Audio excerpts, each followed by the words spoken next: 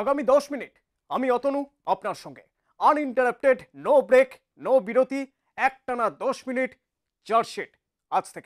আজ আপনাদের আলাপ করাবো চিন্ময় মণ্ডলের সঙ্গে। চিন্ময় মণ্ডল, যিনি নিজের ডেথ সার্টিফিকেট হাতে নিয়ে ঘুরছেন। চার্জশিটের তদন্তে উঠে এলো ভয়ঙ্কর তথ্য। হাসপাতাল থেকে পুলিশ, গাড়ির মালিক থেকে বীমা কোম্পানি, সবাই দোষী। আমি অতনু, আজকের চার্জশিটে দেখুন ডেথ সার্টিফিকেট।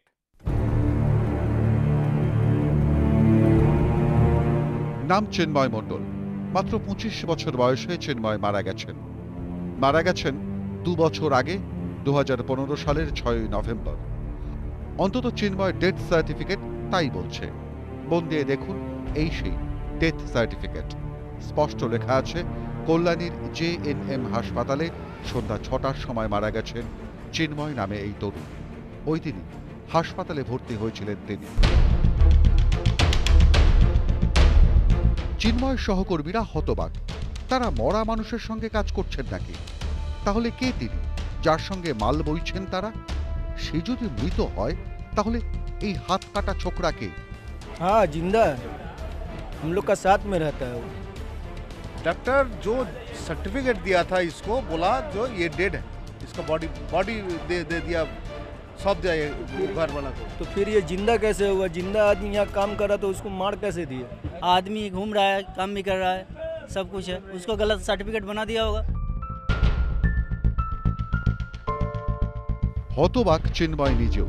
সেই দেখালো কাগজপত্র, যাতে লেখা সে মৃত, মারা গেছেন 16 মাস আগে। তার প্রশ্ন, তাহলে তিনি কি? যে ভ্যান টানছে এক হাতে, ঘামে ভিজে যাচ্ছে যে শরীরটা, সে শরীরটা তাহলে কার? হাত কিভাবে কাটা গেল? গাড়ি অ্যাক্সিডেন্টে। কিভাবে? লরিতে বিকেল 5টার সময় ওটিতে নিয়ে গেল। অপারেশন করার পর আমার লাস্টে ডেথ সার্টিফিকেট ধরিয়ে দেয়। এবার ওই সার্টিফিকেট নিয়ে আপনার সমস্যা কি হচ্ছে? সেটা কোনো ইন্স্যুরেন্স ক্লেম কিছুই পাচ্ছে না। ইন্স্যুরেন্স ওয়ালা বলছে তুমি জীবিত আছে, মৃত্যুতে আগে প্রমাণ করে নিয়ে আসে। নদিয়ার রানাঘাটের বাসিন্দা এই চিন্ময় পেশায় লরির খালাসি ছিলেন। 5ই নভেম্বর 2015 একটা দুর্ঘটনা ঘটে। সকাল থেকে রাত প্রথমে শান্তিপুর হাসপাতাল, রেফার হয়ে কল্যাণী হাসপাতাল, সেখান থেকে রেফার হয়ে কলকাতার আরজিকর হাসপাতাল। সারা রাত কলকাতার সমস্ত হাসপাতাল ঘুরে ফেরত যান সেই কল্যাণীতেই। এবার ভর্তি নেয় কল্যাণীর JNM হাসপাতাল। কি বলছে হাসপাতাল? হাসপাতাল বলছে এরকমই হবে, ঠিক করা যাবে না এটা। আর যখন ইন্স্যুরেন্স অফিসে যাচ্ছেন, ইন্স্যুরেন্স যাচ্ছে, ইন্স্যুরেন্স উকিল বলছে তাদেরকে এই প্রমাণ করে নিয়েছে তুমি জীবিত আছে বা মৃত আছে। দুর্ঘটনার পর 12 ঘন্টার বেশি সময় কেটে গিয়েছিল। দুরন্ত গতিতে ছুটে আসা লরিতে চেপটে যাওয়া হাত আর রক্ষা করা যায়নি। শেষ পর্যন্ত সন্ধ্যায় চিন্ময়ের অপারেশন হয়, বা হাত কাটা যায়। তারপর 1 মাস 4 দিন বাদে তাকে ধরিয়ে দেওয়া হয় ডিসচার্জ সার্টিফিকেট। ডিসেম্বরের 10 তারিখ বলা হয় আরজিকর হাসপাতালে প্লাস্টিক সার্জারি বিভাগে দেখা করতে। এরপর বীমা অফিস থেকে থানা, চাকরির দরখাস্ত থেকে প্রতিবন্ধী সার্টিফিকেট বা প্রতিবন্ধী ছাড়, যেখানেই গিয়েছেন সেখানেই চিন্ময়কে শুনতে হয়েছে তিনি মৃত। চিন্ময় মণ্ডল যে আদৌ বেঁচে আছেন তার প্রমাণ কি? হাসপাতালের ডিসচার্জ সার্টিফিকেটও মানতে চাইছে না কেউ। চার্জশিট গিয়েছিল সেই কল্যাণীর JNM হাসপাতালে। চার্জশিটকে দেখে নয়, চিন্ময়কে দেখে বেজায় খেপে গেলেন সুপার। কি তার রাগ? কেন তিনি কখনো আইনজীবী, কখনো সংবাদ মাধ্যমকে নিয়ে সুপারের কাছে আসছেন দরবার করতে? আর চার্জশিটকে বোঝালেন, না না, সবকিছু ঠিকঠাক আছে, এই দেখুন স্পষ্ট লেখা। এটা কোন কিসের death certificate? Death certificate of amputated left upper limb of Chinmoy Mondal. বাবার নাম। কিন্তু ওর একটা যেটা সমস্যা দেখা দিচ্ছে, ওর যারা আইনজীবী আছে, ওর আইনজীবীকে ধরে চাপটান, চাপ আইনজীবী একটা জিনিস বোঝেন, আমি আগের দিনও বলেছি ওকে, ও জানে। ও করলে হবে, তোমার খালি আইনজীবী নিয়ে ঘুরে বেড়ালে হবে না, কতগুলো জিনিস বোঝো, তোমাকে বলে দিয়েছি আগের দিন। সে তো আমরাও দেখছি স্যার, যারা রিজেক্ট করেছেন তারাও দেখেছেন, কিন্তু আমাদের মতোই তারাও কি এতটাই বোকাশোকা মানুষ? তাই হয়তো তারা বুঝতে পারছেন না ডেথ সার্টিফিকেটটা আসলে কার, হাতের নাকি গোটা লোকটার। তাহলে ভুলটা কোথায় স্যার? ডেথ সার্টিফিকেটটা যিনি লিখেছেন একটু মানে কেয়ারলেসের জন্য এটা হচ্ছে। কেয়ারলেস নয়, ও ও যা আছে বেসিস যা আছে দেখো, এই ডেথ সার্টিফিকেশন এই যে এর জন্যই এই জন্যই ওই ডেথ সার্টিফিকেট ছাপানো সরকারের, পশ্চিমবঙ্গ, দেখুন পশ্চিমবঙ্গ গভর্নমেন্ট সরকার। চাপ বাবা, যে লোকটাকে আপনারাই মৃত বলে ঘোষণা করে দিয়েছেন, সে এখন উকিল পাবেন কোথায়? কোন উকিল সাহায্য করবে একটা মৃত মানুষকে? কারণ চিকিৎসকরা জানাচ্ছেন, একজন চিকিৎসক নন, দুজন চিকিৎসক, এবং হাসপাতাল জানাচ্ছে চিন্ময় মণ্ডল মৃত। 6ই নভেম্বর তার দেহ তুলে দেওয়া হয়েছে তার আত্মীয়দের হাতে, আর আপনি বলছেন হাতের মৃত্যু। আর এইখানেই গল্পের টার্ন। ক্যামেরার সামনে যাবতীয় হম্বিতম্বি থেমে গেল। কিছুক্ষণের মধ্যেই গোপন ক্যামেরায় কি জানালেন সুপার সাহেব, শুনুন। তার মানে ডাক্তার সাফিউল হক তিনি ভুল লিখেছিলেন, যিনি চিন্ময়ের চিকিৎসক ছিলেন, আর সেই ভুলকে কল্যাণী জেএন হাসপাতালের সেই সময়কার আরএমও অর্ণব বিশ্বাস কিছু না দেখেই সই করে দিয়েছিলেন। তার মানে স্বীকৃতি দিয়েছিলেন।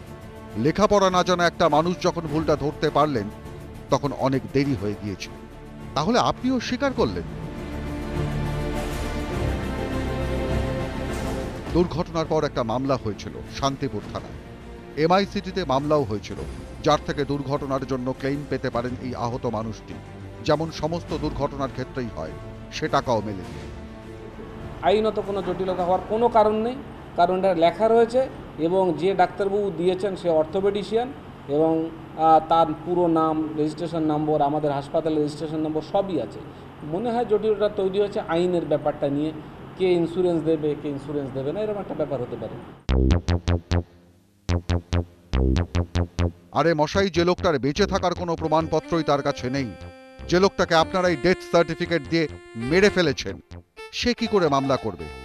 জেলা শাসক থেকে থানা সবাই চাইছে তার বেঁচে থাকার সার্টিফিকেট। ওই একটি কাগজের জন্য সে আটকে যাচ্ছে সমস্ত জায়গায়। তার সমস্ত অ্যাপ্লিকেশন, সমস্ত আবেদনপত্র, যেখানেই যাচ্ছেন সেখানেই চিন্ময়কে বলা হচ্ছে আপনি যে বেঁচে আছেন তার প্রমাণ কি? এবার ওই সার্টিফিকেট নিয়ে আপনার সমস্যা কি হচ্ছে? সেটা কোনো ইন্স্যুরেন্স ক্লেম ফ্লেম কিছুই পাচ্ছে না। ইন্স্যুরেন্স ওয়ালা বলছে তুমি জীবিত আছে, মৃত্যুতে আগে প্রমাণ করে নিয়ে আসো। চিন্ময়ের পাশে এখন কেউ নেই, শুধু তার সঙ্গে প্রতিদিন মাল বহন যারা করেন তারা ছাড়া আর কেউ নেই। তারাই নিয়ে গিয়েছিল চিন্ময়কে এক এনজিওর কাছে। মালবাহকরাই যোগাযোগ করেন চার্জশিটের সঙ্গে। তারপরই একে একে খুলতে শুরু করে সরকারের বিভিন্ন দপ্তরের অপদার্থতা আর গাফিলতির হদিশ। गरीब आदमी कहाँ जाएगा? सरकारी अस्पताल है, कोई तो बड़ा ई जाए नर्सिंग होम में जाएगा नहीं, अब वहाँ जाके इन लोग को चिकित्सा का भी यहाँ मिलेगा डेथ सर्टिफिकेट, तो ये जाएगा कहाँ? बहुत तकलीफ पहुंच रहा। आप सोचिए एक हाथ से किस तरह से वो बहन को ले जाता है, धक्का मारता है, कितनी परेशानी उसे होती होगी, कितनी तकलीफ होती होगी। जब जिंदा आदमी को मुर्दा घोषित कर दिया तो गलत क्या है ना, सही कहाँ से किया है बताइए। অনেকগুলো প্রশ্ন মনে আসছে না? যে গাড়ির খালাসি ছিলেন চিন্ময়, সে গাড়ির বীমা থেকেই তো প্রাথমিকভাবে চিকিৎসা সংক্রান্ত টাকা পেতে পারতেন চিন্ময়, পেলেন না কেন? মনে হচ্ছে না এমআইসিটিতে যে মামলা হয়েছিল সে মামলার অবস্থা এখন কি? কি অবস্থা শান্তিপুর থানার মামলাটার? ঘাতক গাড়িটিকে কি আইডেন্টিফাই করা গেছে? কি অবস্থা সরকারের কাছ থেকে একজন আহত মানুষের প্রাপ্য টাকার?